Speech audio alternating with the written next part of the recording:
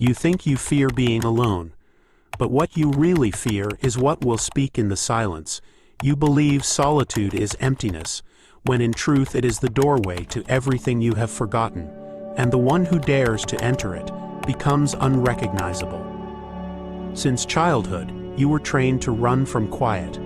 The hum of a television, the scroll of a screen, the background noise of voices you didn't even care to hear, all of it served one purpose: to make sure you never noticed what was waiting when the noise dissolved.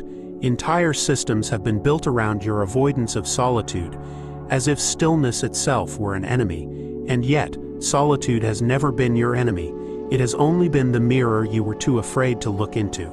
For when you look into it, you see not the mask you perform, but the rawness of what you truly are. And most people would rather die in distraction than face that unmasked self. But this is the hidden irony. Solitude is not punishment. It is initiation. It is the sacred chamber where illusions lose their hold, where borrowed identities burn away, and where you finally hear the voice that was buried beneath all the others. In solitude, you do not become less human. You become more. You discover the layers that were silenced under society's demands, and you touch the raw fire that no label, no role, no relationship can fully contain. Solitude is not where you are abandoned. It is where you stop abandoning yourself. And yet, the human mind resists it. Notice how quickly the thought rises: if I'm alone too long, I will collapse. If I'm silent too long, I will lose touch with reality. But what reality are you afraid to lose? The rehearsed one where you nod at the right time, wear the right face, speak the right lines, and never ask who wrote the script you're living? If solitude threatens that reality, perhaps it is not reality at all, but a fragile play propped up by endless noise. The ancients knew this. They carved caves into mountains, wandered into deserts, withdrew into hidden monasteries, not because they hated the world, but because they wanted to meet it without masks. They wanted to meet themselves where no distraction could dilute the truth. Solitude was not escape. It was weapon, it was forge, it was fire. And you, though you live in a different age, are called into the same fire. The settings change, but the pattern is eternal. Solitude breaks the illusion that you are only what others see in you. In the depth of solitude, time itself begins to distort. Hours stretch into mirrors. A minute of silence feels like a lifetime, because within that minute every thought you've been hiding from comes to collect its debt. This is why people cannot sit quietly, because in quiet, the debt is undeniable. Every unprocessed wound, every ignored question, every buried desire, it rises like smoke in the chamber of solitude. And at first it feels unbearable, but that is the exact reason solitude is sacred. It surfaces what noise kept buried. It brings to the fire what distraction kept frozen. You cannot heal what you refuse to hear. And so the paradox emerges. Solitude feels like emptiness at first because you are hearing yourself without the filters. The voices in your head are no longer softened by television, by conversation, by movement. They echo louder. But if you endure them, if you let them rage and burn, you discover something extraordinary. Beneath the voices there is silence, and within the silence there is presence. A presence that does not speak in words, yet carries more clarity than any speech you've ever heard. It is not you as personality. It is not you as role. It is you as essence. This essence is not polite. It is not comfortable.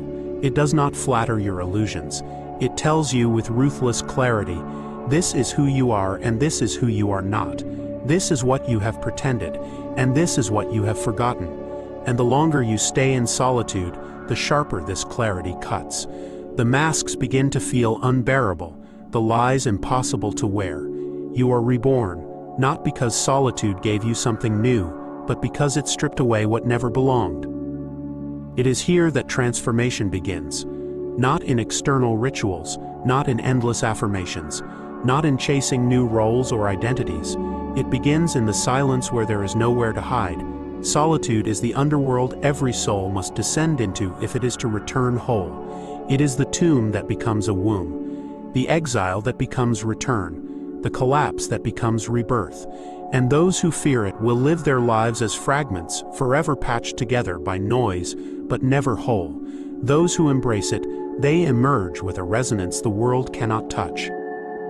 Think of the great mythic figures, prophets, mystics, heroes. Nearly all share the same hidden pattern. They were led away from the crowd into wilderness, mountains, or caves. Alone, they faced what others avoid. Alone, they met the voice that changed everything. Alone, they carried back a fire that no society could have handed them. Their solitude was not an accident. It was the crucible where the small self dissolved, so the true self could awaken. And so the question is not, will you face solitude? The question is, how long will you run from it?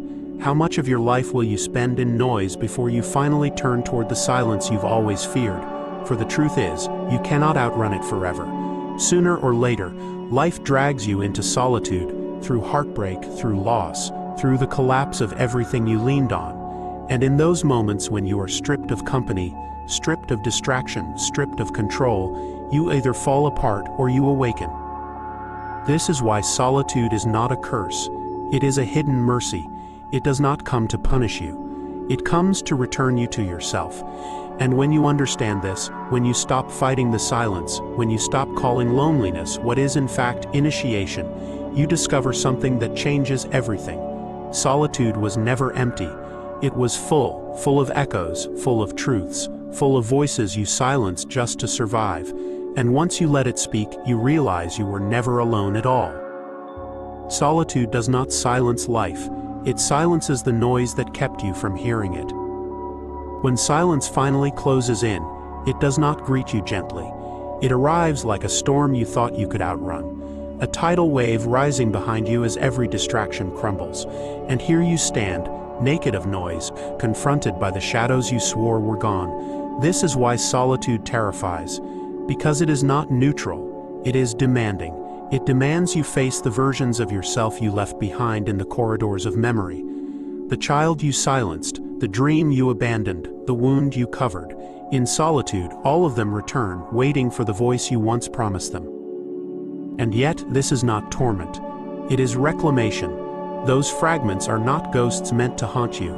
They are lost stars, pulled back into orbit. Each one carries the light of who you were before the world taught you to forget. And in solitude, you become both the one who remembers and the one remembered. You are not simply alone. You are surrounded by the voices of your own unfinished symphony. If you listen long enough, the fragments begin to align. The chaos reveals its pattern. The storm becomes initiation. Do you notice how time bends here? In solitude, the ordinary clock dissolves. 10 minutes of silence can stretch into eternity, because eternity has always lived inside you, waiting for you to turn inward. Dreams bleed into waking memory. Memories rise like visions. The border between past and present, self and other, begins to blur. This is why solitude feels so uncanny, because it reveals that the linear life you thought you lived has always been looping, folding back on itself, whispering echoes of a larger design. It is in these moments that solitude becomes more than stillness. It becomes a labyrinth. Each corridor you walk alone is lined with symbols. Some are fears, some are desires, some are patterns that have followed you across lifetimes. You begin to see them, not as random intrusions, but as signposts. They were always there, but noise kept you blind to them. Now they call you to decode, to remember. Solitude is dream space made physical, and in dream space, everything has meaning. In solitude, the soul stops speaking in words, it speaks in symbols. Have you felt it? Sitting in silence, and suddenly an image flashes. A river you cannot place, a voice you swear you've heard before, a sensation of standing in a place your body has never known. These are not hallucinations, they are the memory of the soul. Solitude is the key that unlocks them. It removes the distractions that keep your inner archive sealed, and the flood begins. What you thought was loneliness becomes a library written in the language of your deepest self. And yet, the library has guardians. For every memory that comforts you, one will wound. For every glimpse of ancient belonging, there will be a fragment of shame, of regret, of unfinished grief. This is why solitude feels dangerous, because it does not let you choose only the light. It brings the shadow as well. And here is the paradox. The shadow is not the opposite of your growth, it is the proof of it. You cannot remember who you are without first remembering who you tried not to be. So you sit, you listen, you ache, and slowly the fragments you resisted begin to soften. The child you ignored does not curse you, it only wanted to be seen. The dream you abandoned does not hate you, it only waited for your return. Even the shame, even the grief, they reveal themselves as teachers. They were never here to destroy you, they were here to complete you. This is why solitude is not weakness. It is confrontation with everything unprocessed, and confrontation is the only true healing. You can read endless books, repeat endless affirmations, perform endless rituals, but until you sit in silence with yourself, all of it remains surface. Solitude is where the surface cracks. Solitude is where the rawness leaks through, and only in rawness can transformation breathe. If you allow it, something astonishing begins to happen. The longer you sit in solitude, the less it feels like you are alone. A presence grows. At first it feels like memory, then like intuition, then like something that was always there but disguised by distraction. It whispers through your body, not your ears. It shifts your breath, not your thoughts. It reminds you, without words, you are not empty, you are whole, you are not abandoned, you are accompanied. The presence you discover in solitude is not new, it is the one that never left. Do you feel the weight of that? The loneliness you feared was never about being without others, it was about being without yourself. And once you return to yourself in solitude, you realize that companionship, relationships, communities, they are not meant to fill a void, they are meant to reflect what you have already found within. Without solitude, connection becomes dependency. With solitude, connection becomes resonance. And perhaps this is the greatest secret solitude holds. It shifts you from seeking to radiating, from needing to offering, from craving to creating. Because once you have sat in silence long enough to hear the truth, you no longer chase people to distract you. You attract those who can join you in presence. You no longer demand validation. You embody it. You no longer collapse when left alone. You carry solitude as a power wherever you go. This is where the journey turns. Solitude, once feared, becomes strength. It becomes the sanctuary you carry even into crowded rooms. The silence that breathes inside you even when the world is loud. You do not escape the noise anymore. You are no longer mastered by it. You hear it, but it does not replace the voice you found in solitude. The world can scream, but the presence you discovered whispers louder. And it is that whisper, not the world shouting, that guides you now. So the question is no longer, can you survive solitude? You already know you can. The question is, will you let solitude initiate you? Will you let it strip the illusions, reveal the fragments, awaken the presence and reshape you into someone unrecognizable even to your former self? For that is the promise solitude holds, and only the brave unlock it.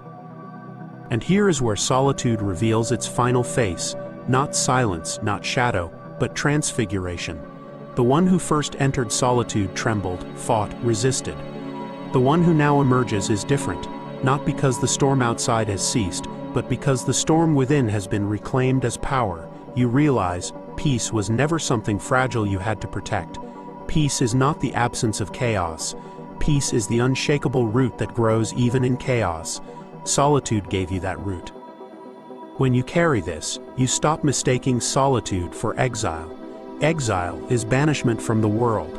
Solitude is initiation into the self. And once the initiation is complete, you understand the strange alchemy it holds. The paradox that the more deeply you enter your own silence, the more connected you become to everything around you.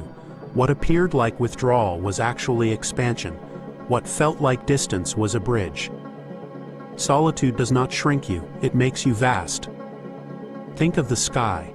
No matter how many storms rage across its surface, the sky itself remains unbroken. In solitude, you become that sky. Thoughts may flash like lightning, emotions may thunder, memories may pour down like rain, but they do not define the vastness in which they move. And when you learn to identify not with the storm, but with the sky, solitude stops being unbearable. It becomes liberation. Do you sense it now? That quiet certainty growing in your chest. It is not confidence in the way the world defines it, built on achievements or appearances. It is the certainty of presence, the unspoken knowing that even if all noise, all people, all structures fell away, you would remain. That is the power solitude offers. It teaches you to anchor not in what can be lost, but in what can never leave. And when you walk back into the world, you notice something subtle. The same places, the same people, the same routines. But they no longer grip you as they once did. Their hold breaks because you no longer grasp.